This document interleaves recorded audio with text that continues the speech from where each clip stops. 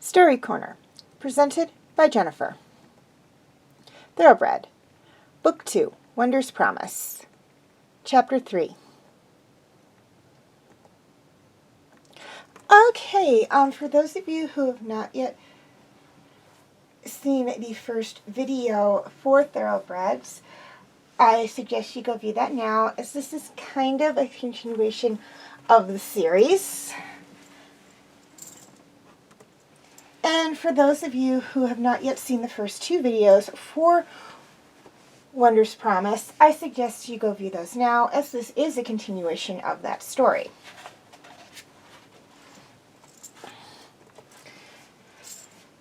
Ashleigh bounded out of the front door of the house into the crisp morning sunshine.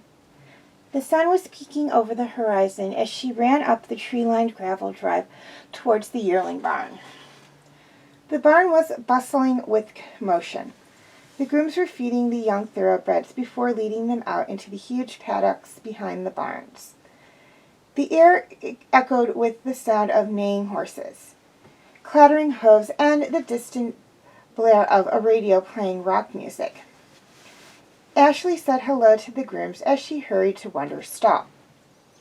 As she expected, Wonder had her head over the stall door and was looking up the aisle. When she saw Ashleigh, she let out a loud whinny. "I'll get your breakfast right away," Ashleigh called as she hurried to the feed room. She carefully measured out Wonder's portion of grain.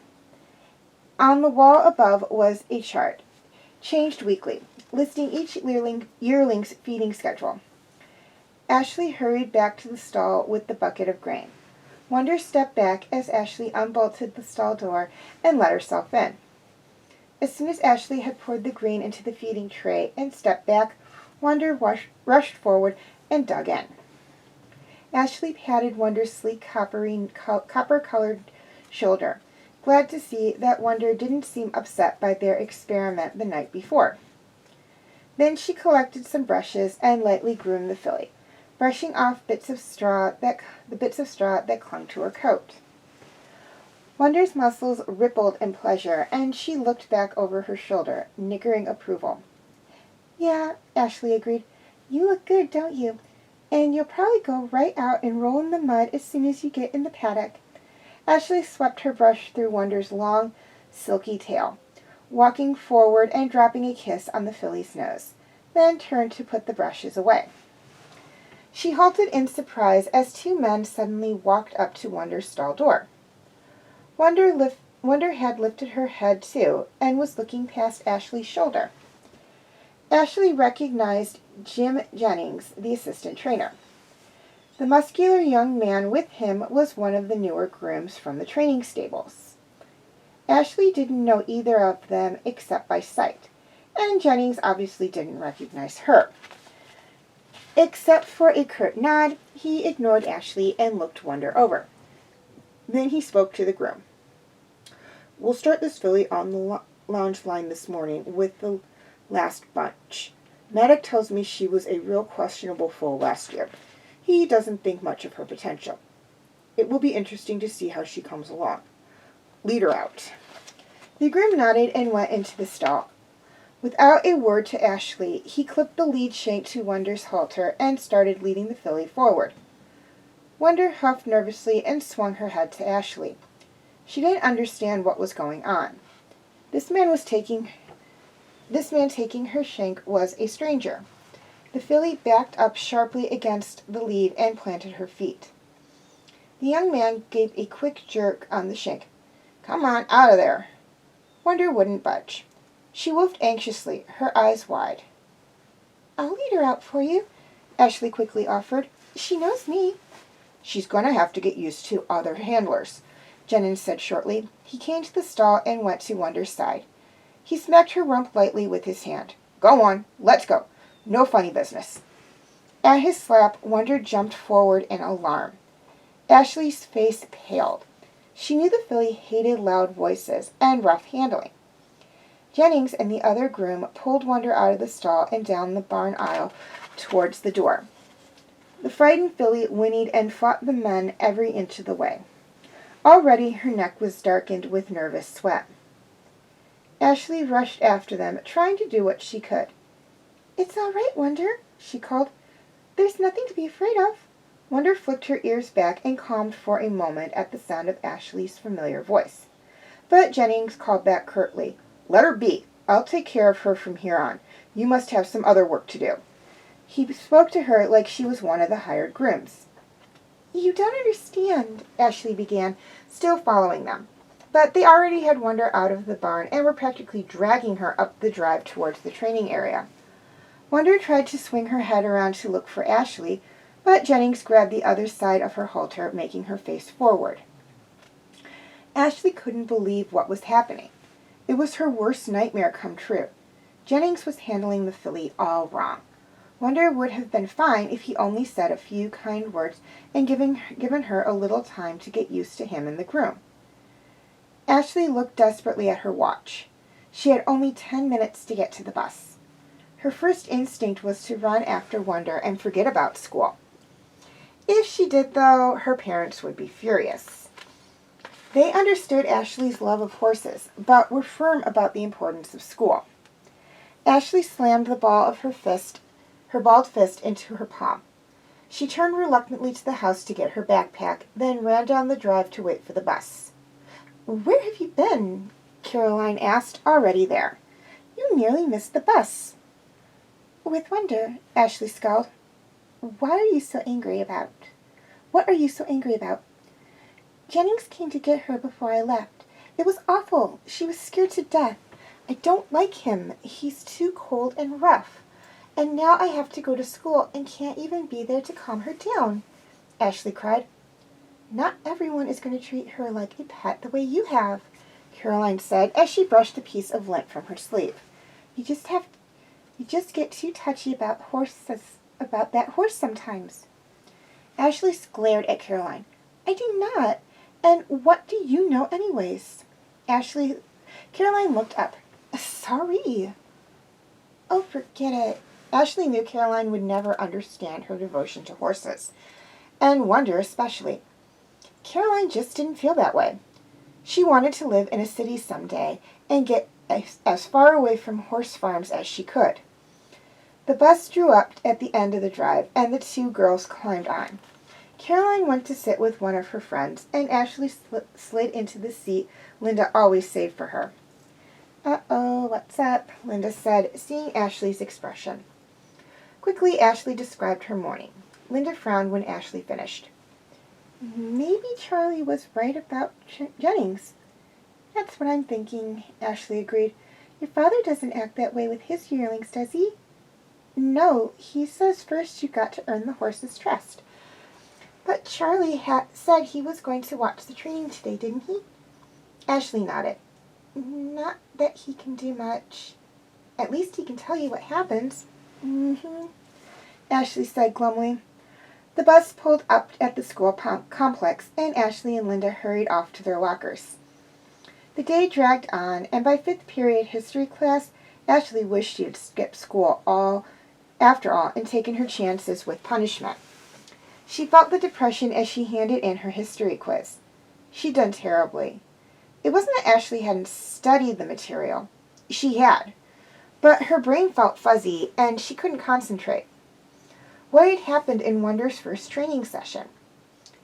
She resented the fact that someone else was handling her beloved horse. Corey Jacobs leaned over from the next desk.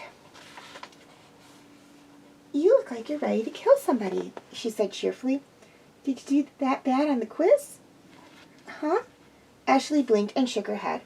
"I was just thinking about something else." "You're coming to Prep Club this afternoon, aren't you?" "Is it today? I forgot all about it. I can't come this afternoon. I have to get home." "But today's the big game." Ashleigh could have cared less about a football game right then. "I'll come to the next one," she said as the bell rang. "See you later." She waved to Corey, who was looking at her like she was crazy. Neither Carol nor Linda was on the bus after school. Caroline was getting a ride home from her friend Marcy, and Linda was staying for the game. Ashleigh remembered that they had planned to go together, but she didn't have time to find Linda and still catch the bus. She hoped Linda wouldn't be mad. When the bus dropped Ashleigh off, she ran straight to the yearling paddock.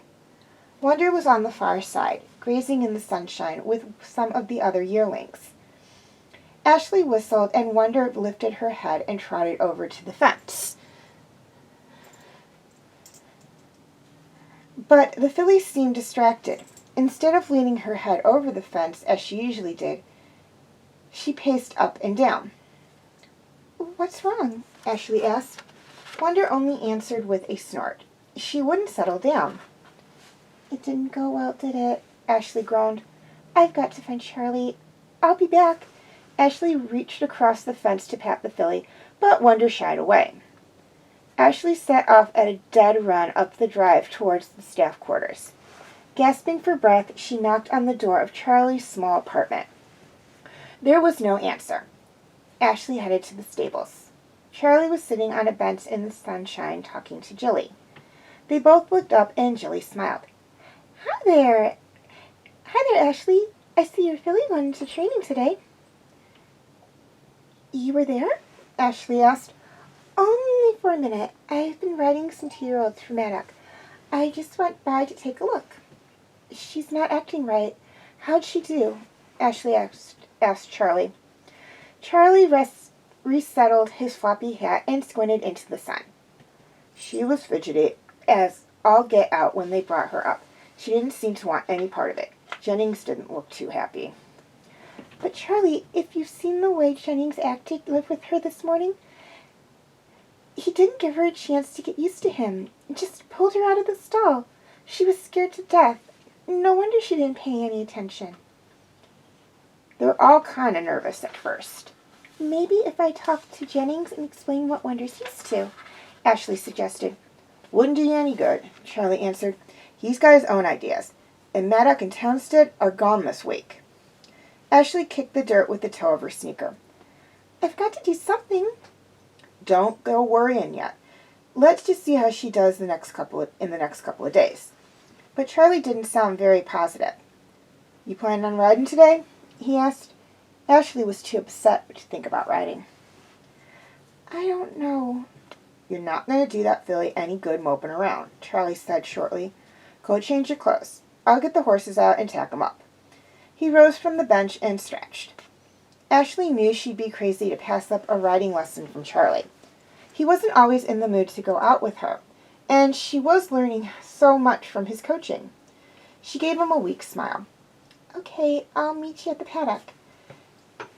"If you're not doing anything," he said to Jilly, "maybe you want to come along?" Jilly shot Charlie a surprised look. Everyone knew he wasn't keen on women jockeys. He thought racing was too dangerous for women. But he liked the way Jilly handled a horse and respected her abilities. Not that he'd ever tell her that to her face. Jilly's eyes brightened. "Sure, I'd love to. I'm pretty sick of cleaning tack. I'll go get one of the exercise ponies." Charlie gave a curt nod and set off towards the tack room. Jilly winked at Ashleigh. Boy, I didn't expect that.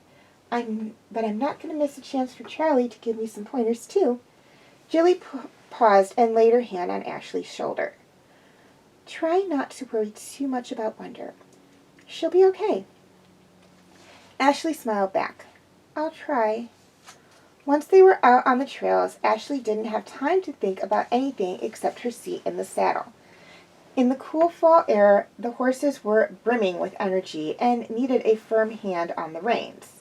And Charlie was quick to point out any mistakes Ashleigh made. Get your shoulders back, he ordered, scowling at her from under the brim of his hat. And sit down deep in the saddle. You look like a sack of grain. Flushing, Ashleigh immediately did what she was told. But it was such a beautiful day that the sting of Charlie's criticism didn't stay with her. Having Jilly along helped too. When Charlie barked, Jilly glanced over at Ashleigh and grinned sympathetically, then quickly hid her smile. As they rode abreast in the sun, as they rode three abreast in the sunshine, Ashleigh studied Jilly in the saddle. The older girl was so assured and confident, with a light